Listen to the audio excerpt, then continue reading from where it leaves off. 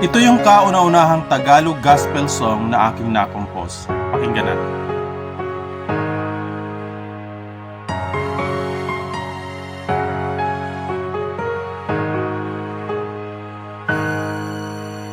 Ang araw ay sisikat at muling lulubog ito.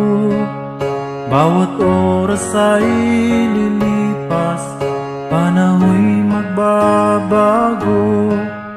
Pagbulay-bulayan mo ang buhay sa mundo. Ang oras at ang buhay ng tao'y maglalaho. San mo ba ginagamit ang panahon at buhay mo?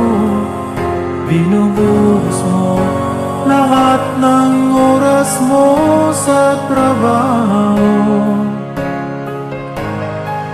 Sinasayang mo ang buhay mo sa layaw ng mundo. Parang walang katapusan ang buhay mo.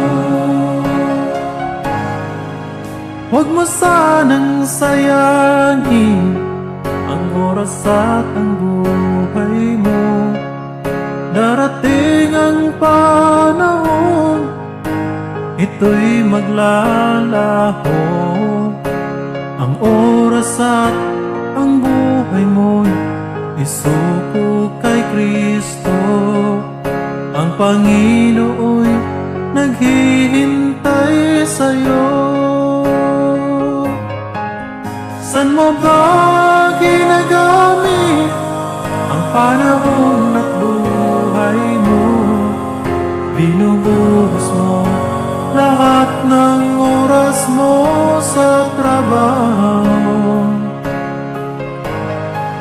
Sinasayang mo ang buhay mo sa layaw ng mundo.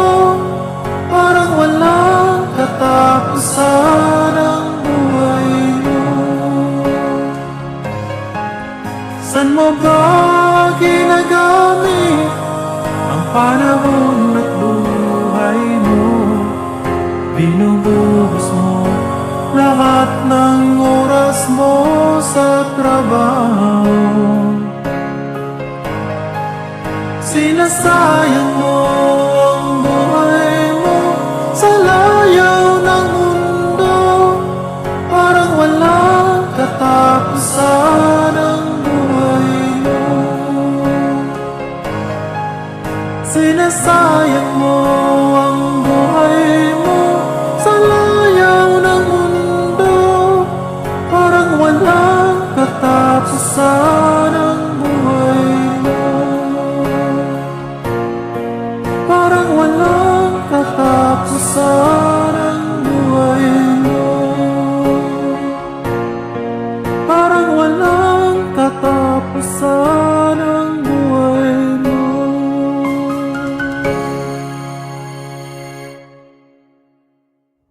Mahalagang mapagbulay-bulayan natin na napakaigsi lamang ng buhay natin sa mundo. Pagkat madalas, kapag hindi natin naaalala kung gaano kaigsi ang buhay, madalas natin itong nagagamit sa mawalang kwentang bagay. Nasasayang natin ang mga pagkakataon, mga panahon na lumilipas sa buhay natin. At hindi natin napapansin na unti-unting nauubos ang ating mga pagkakataon o panahon. Bagamat sinabi ng banal na kasulatan na ang span ng buhay natin ay aabot sa 70 or 80 o higit pa dyan, marami sa atin ang hindi nakakaabot sa ganyang mga edad. Maraming tao ang binawian ng buhay sa murang edad pa lamang. Ganon kaigsi ang buhay ng tao. Kaya't napakainam na pahalagahan natin ang buhay natin at ang bawat pagkakataon na mayroon tayo. Ito pa ang pinakamahalaga. Sa ayaw at sa gusto natin, lahat tayo ay nagmula sa Diyos. At lahat din tayo ay haharap sa Diyos pagkatapos ng buhay na ito.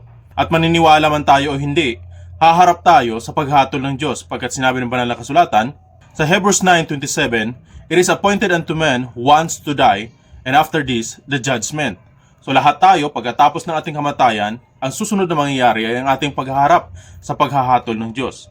Ang pinakamahalaga ay bago natin harapin ang Diyos o bago tayo haharap sa paghatol ng Diyos, ay natitiyak natin na napanumbalik ang ating relasyon sa Diyos na nasira sa pamamagitan ng kasalanan. Sabi po nga ng Biblia, tayo'y nalayo sa Diyos dahil sa ating mga kasalanan. Gayunpaman, sa pamamagitan ng pakikipag-isa sa Panginoon Jesucristo, sa pamamagitan ng pananampalataya sa kanyang ginawang pagliligtas sa atin na siya'y nagpapako sa krus, nagdusa, namatay, inilibing at muling nabuhay sa ikatlong araw upang bayaran natin mga kasalanan, sa pamamagitan ng pananampalataya sa Kanya ay matanggap natin ang biyaya ng kaligtasan. Hindi pa huli ang lahat. Habang tayo may lakas pa, habang ikaw ay nakakapagsalita pa, nakakapag-isip pa na maayos, habang ikaw ay nakakaunawa pa, habang ikaw ay may pagkakataon pa, habang di pa sumapit ang panahon ng pagbawi ng Diyos ng buhay na meron ka, may pagkakataon ka pang tanggapin siya at sampalatayanan siya bilang iyong Panginoon at tanging tagapagligtas. Ngayon ang panahon para isuko mo ang buhay mo sa Diyos ng lubos at buong puso. God bless.